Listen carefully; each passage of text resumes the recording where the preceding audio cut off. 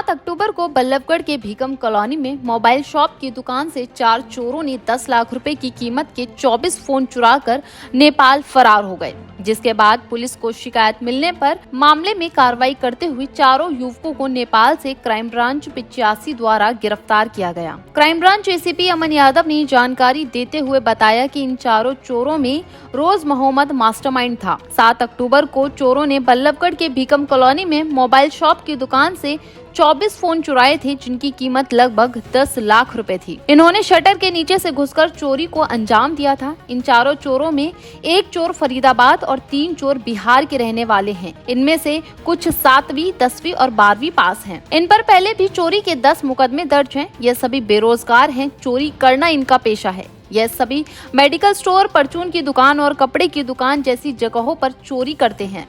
अभी इनके पास से 24 में से 23 फोन बरामद किए गए हैं। एक फोन इन्होंने कहीं पर फेंक दिया, जिसकी तलाश पुलिस द्वारा की जा रही है। इनके साथ और कितने लोग शामिल हैं, रिमांड के दौरान पूछताछ की जा रही है। और क्या कहा एसीपी अमन यादव ने, आइए जानते हैं पायनियर हरियाणा की खास रिपोर्ट में। बल्लभगढ़ के अंदर 7 और 8 अक्टूबर की रात को एक मोबाइल की दुकान में अरमान टेलीकम्युनिकेशन नाम की एक दुकान थी, जिसके अंदर चोरी की वारदात को कुछ अनजान चोरों के द्वारा अंजाम दिया गया था। और उसी संदर्भ में क्राइम ब्रांच सेक्टर 85 की जो टीम है, जिसके सब इंस्पेक्टर जोगिंदर इंचार्ज हैं, इनकी टीम ने इस पर काम करते हुए 4 आरोपियों को गिरफ्तार किया गया है। जिन आरोपियों को गिरफ्तार किया गया है उनके मैं नाम आपको बता देता हूँ। पहले आरोपी का नाम रोज मोहम्मद है, ये 21 साल का है। और जो दूसरा है वो अम्बे और छोटू है, जो 19 वर्ष का है। तीसरे आरोपी का नाम अस्तित राज है, जो अभी 18.5 साल का है। और जो चौथा आरोपी है वो सन्नी है और 26 साल का है। इन सभी आरोपियों को रानीगंज नेपाल बॉर्डर से क्राइम ब्रांच 85 की टीम जो है उसके द्वारा गिरफ्तार किया गया है। इन लोगों ने अरमान टेलीकम्युनिकेशन की जो दुकान है बल्लभगढ़ में, वहाँ से 24 मोबाइल फ़ोन, जो लगभग 10 लाख रुपए की कीमत के जो मोबाइल थे, वो 24 मोबाइल फ़ोन चुराए थे रात को शटर तोड़ करके। उसमें से 23 मोबाइल फ़ोन जो हैं वो नेपाल बॉर्डर से ही रानीगंज से जब इन्हें गिरफ्तार किया गया, वहीं से इनसे बरामद कर लिए गए हैं। वहाँ से इनको ट्रांजिट रिमांड पे वहाँ से फरीदाबाद लेकर के आया गया, जहाँ इनसे पूछताछ की जा रही है। सभी आरोपियों को 5 दिन के पुलिस रिमांड पर लिया गया है। और इनने अभी प्रारंभिक पूछताछ के अंदर 10 अन्य वारदात जो इन्होंने बल्लभगढ़ शहर के अंदर ओल्ड एरिया के अंदर पल्ला, सराय, कोतवाली, इन एरिया के अंदर अन्य जो वारदातें 10 वारदात जो की है वो इन्होंने अभी तक की पूछताछ के अंदर कबूल दी है। बाकी अभी पुलिस रिमांड पे है, इनसे आगे की जो पूछताछ है वो जारी रहेगी। वारदातें हैं सर, पता चल रहा है कौन कौन सी कहाँ की होंगी? 10 वारदातें बहुत सारी। जी, मैंने आपको बताया, इनमें से कुछ वारदात ओल्ड फरीदाबाद की है, पल्ला एरिया की है, सराय की है और कोतवाली और बल्लभगढ़ की है। इन्होंने मेडिकल स्टोर्स के अंदर वारदात की है और जो परचून की दुकानें होती हैं उनमें वारदात की हैं। बेसिकली जो टारगेट करते हैं ये परचून की दुकान और जो मेडिकल स्टोर्स हैं उन पर विशेष रूप से टारगेट। कितने सालों से ये जो है वारदातों को देने का अंजाम कर रहे हैं? जो रोज मोहम्मद है, इस पे पहले भी 3 मुकदमे फरीदाबाद शहर के अंदर ही रजिस्टर्ड हैं और ये क्राइम ब्रांच 65 की टीम इसको पहले भी गिरफ्तार कर चुकी है। इसी तरीके की जो दुकानों के अंदर चोरी के मामले के अंदर ही पहले भी गिरफ्तार किया जाता है। क्या कह रहे हैं? एसपी साहब, बल्लभगढ़ से जो वारदात का अंजाम किया वो कितने लाख की वारदात थी और इसमें कितने जो है लाख हजारों के फोन चोरी किए गए?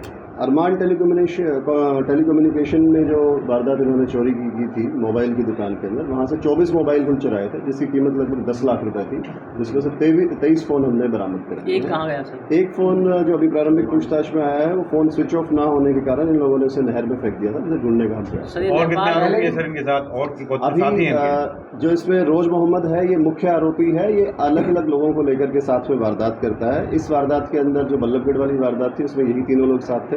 इसके अलावा इसके 3 साथी और हैं जिनकी पहचान हमने कर ली है और उन्हें भी हम जल्दी ही गिरफ्तार करेंगे।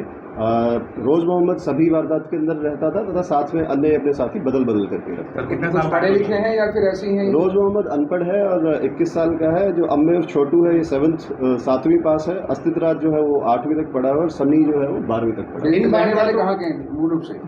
मूल रूप से रोज मोहम्मद, अम्बे और अस्तित जो है मोतिहारी बिहार के रहने वाले, तथा सन्नी कुमार जो है ये श्रमिक कॉलोनी सेक्टर 31 फरीदाबाद। इन वारदातों के पीछे का मकसद क्या होता है? क्या ये शौक करते हैं या कोई मजबूरी है या क्या? ये सभी बेरोजगार हैं और नशे के आदी हैं और अपनी उन जो ज़रूरतें हैं उनको पूरा करने के लिए, नशे की ज़रूरतों को पूरा करने के लिए इस तरीके की वारदात जो सर है। इस दुकान में चोरी करने के अलावा कोई स्नैचिंग वगैरह की वारदातों को भी अंजाम नहीं, दिया? अभी तक की पूछताछ में, इन्वेस्टिगेशन में इनका जो इन्वॉल्वमेंट है वो स्नैचिंग की या किसी अन्य जो आपराधिक प्रवृत्ति के मामले हैं उनमें नहीं आई है। ये विशेष रूप से दुकानों को ही रात के टाइम पे बंद दुकानों को उनका शटर तोड़ करके उठा करके बीच में से और इस तरीके की वारदातों को ही अंजाम देते। सर रोज मोहम्मद और उसके साथी 10 चोरियों को अंजाम दे चुके हैं इसी प्रकार की। लगभग कितनी कीमत की चोरी कर चुके हैं? अगर 10 चोरी की बात कीजिए 10 लाख की तो ही हो गई। 10 लाख की जो एक चोरी है 10 लाख की है। उसके अलावा काफ़ी जो चोरियां हैं उसमें जहाँ पे सामान गया है दुकान से, इन्होंने कुछ कमोडिटीज़ चुराई है। साथ में ही वहाँ पे जो रात के टाइम पे कैश जो थोड़ा बहुत गले के अंदर रहता था 15-20 हज़ार रुपये, वो वहाँ से चुराया। तो लगभग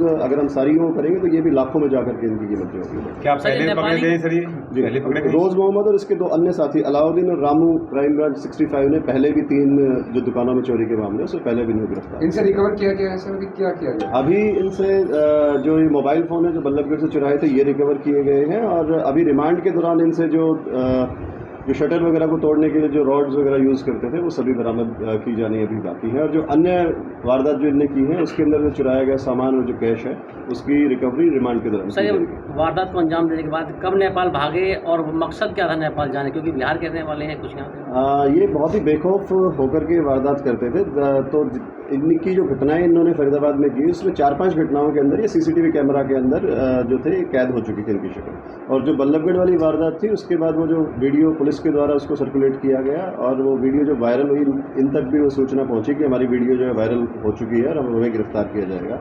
तो वारदात करने के बाद दूसरे दिन ही यहाँ से अपने परिवार को लेकर के, रोज़ मोहम्मद यहाँ अपनी धर्मपत्नी के साथ रहता था, उसको लेकर के और ये यहाँ से अपने घर के लिए चले गए थे। वहाँ से इनका कि नेपाल भाग निकला। तो अन्य चोरियों में जो सीसीटीवी इनकी सामने आई थी उनसे मैच किया गया तो ये रोज मोहम्मद हाँ, पाया गया, बहुत ही इसीलिए पुलिस clear उन तक पहुँच पाई। हाँ बिल्कुल, सीसीटीवी के बिहाफ पे और जो टेक्निकल सर्विलेंस थी उसके आधार पे इनकी शिनाख्त की गई थी और कम से कम समय रहते हुए इनकी गिरफ्तारी जो कहाँ है से? वो रानीगंज नेपाल बॉर्डर से गिरफ्तार। चारों वहीं से गिरफ्तार हुए? 3 लोगों को वहाँ से गिरफ्तार किया गया, सन्नी कुमार को फरीदाबाद से गिरफ्तार। अभी क्या कार्रवाई की जाएगी इनके खिलाफ? अभी इनको माननीय न्यायालय में पेश करके इनका पुलिस रिमांड सीख किया गया है। 5 दिन का पुलिस रिमांड मिला है जिसमें इनसे सख्ती से पूछताछ की जाएगी और अन्य जितनी भी वारदात जिनके अंदर ये शामिल रहे हैं उनके जो रिकवरी है उनसे संबंधित वो की जाएगी तथा अन्य वारदातों में संलिप्तता में अगर और कोई भी साथी रहे तो उनके बारे में पूछताछ। सबसे बड़ी बात यह है कि जो मोबाइल फ़ोन है या दूसरे सामान इन्होंने चोरी किए हैं, जिन जिन को इन्होंने बेचे हैं या क्या किया है, इनके बारे में कुछ डिटेल होगा? मैंने आपको पहले बताया कि इन्हें नेपाल बॉर्डर से गिरफ्तार करने के बाद ट्रांजिट रिमांड पर हम लेकर के इनको आए हैं और अभी एक ही मुकदमे के बारे में पूछताछ इनसे हो पाई है, उसमें कहीं पे भी आगे सामान नहीं बेचा गया है। रिमांड के दौरान अन्य अगर जो पुराने जो वारदात हैं उनका जो मुकदमे का जो चोरीशुदा जो सामान है वो अगर जिसको भी आगे दिया गया होगा जो हैंडलर होंगे उनके खिलाफ भी कार्रवाई की जाएगी। उनके खिलाफ पूछताछ बाकी है।